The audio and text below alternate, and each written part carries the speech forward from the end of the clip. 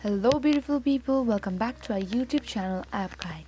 Today we are here how to turn off the voice assistant on your Android mobile phone. As you can see mine, I have not turned it on in the first place because it will get extremely long time for me to go to the settings.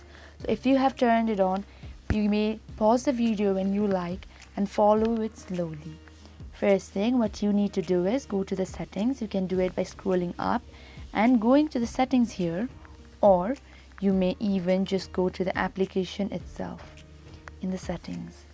And in doing so, you need to look for an option called accessibility.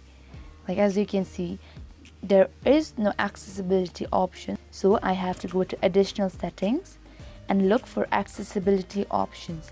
And as you can hear in the fourth last option, I have accessibility. Once I tap in there, all you need to do is get in here, and since mine is deactivated, I can activate it. Do you want to activate it? Cancel. I don't. So you might just have to press in here. As you can see in voice assistant, you need double tap to select an option. So once you double tap it, it will be disabled, and you will go right back. So now in this way your device will be the same as mine. You do not get any extra voice assistant from the device, and you can use it as you like.